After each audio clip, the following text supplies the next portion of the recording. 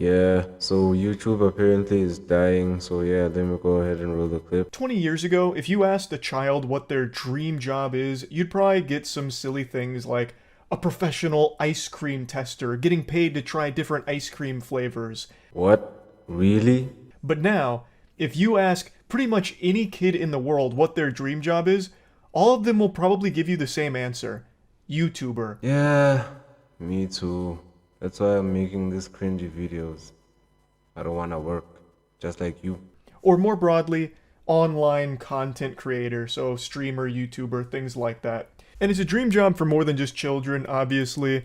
There are people of all ages that very much want some kind of online presence as a career. Yeah, and since there's so many of us now, it's basically kinda impossible to blow up on YouTube or anything, which is why you should do it purely just to, just have fun with it. Maybe you might get lucky, who knows? And the reason I mention this is because there's recently been a rise in the frequency of large content creators expressing burnout, as well as just being completely miserable by the content creation grind. These idiots are literally complaining about having the easiest job ever.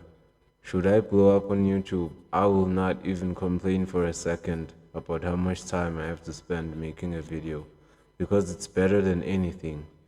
These guys are completely ungrateful. Needing to take long breaks, or just outright announcing that they're quitting altogether. Good for us, to be honest. And this is something I've always said, and I'll once again scream it from the mountaintops here.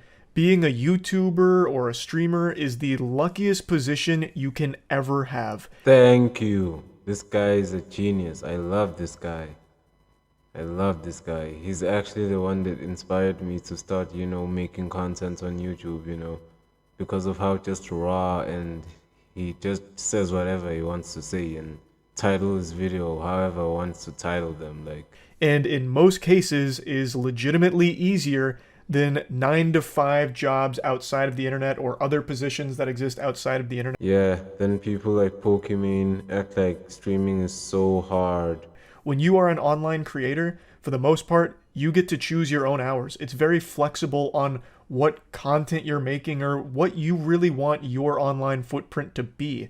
You are in control for the most part, which is a luxury most people, 99% of people in the world, don't get to experience. Yeah, that's the harsh truth that many YouTubers have to face.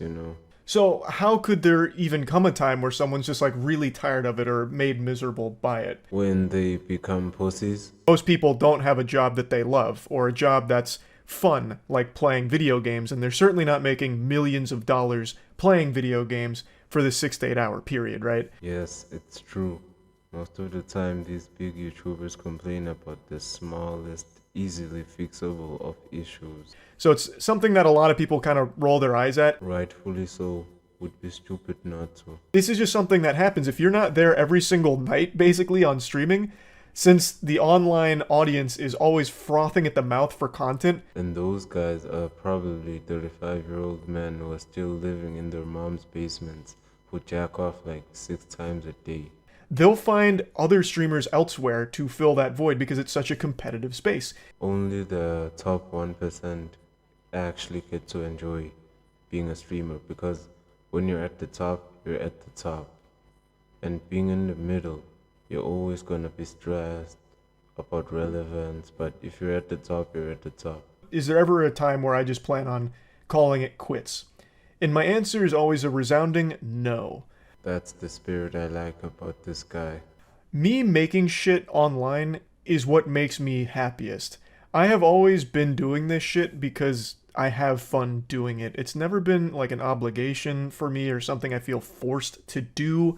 I've just always done it purely for the love of it. Me too. There's no way I'll complain about making money just off sitting on my ass. No one wants to do the same song and dance a million times. Eventually they want to try other things, but online, taking that step to try other things is extremely scary because it comes with a really real risk of losing a lot of your audience or making things that they won't enjoy. Or that's why you must keep it original, and you mustn't really have one specific niche, so your content can be a diverse thing. It takes a very strong mental to keep doing the same shit forever without wanting to try other things.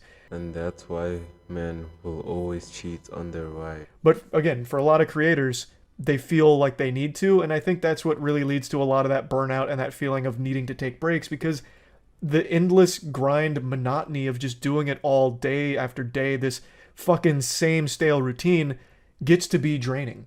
Yeah, just like selling drugs, at least you sell it to be rich. It's not like you're doing it all for nothing. So at the end of the day, it's still worth it. I don't really have myself because I do such an incredibly large variety of content and so much different shit. Like, literally, we just started a wrestling league, our own wrestling promotion, a few months ago that we're going so hog wild with. Yeah, actually, technically, this guy is one of the best YouTubers around because of just how he can make all kinds of content he wants and he'll still get #1 trending videos everywhere he goes. I don't foresee a future where I just call it quits on creating content or anything like that. Especially since you must be making like 600,000 a month. I mean, why would you? But again, with all of these other creators that are talking about this, I really do get it from their perspective. They're pussies and they must just stop crying and continue making this money. Unlike some of us. Yeah, subscribe to my channel. See ya.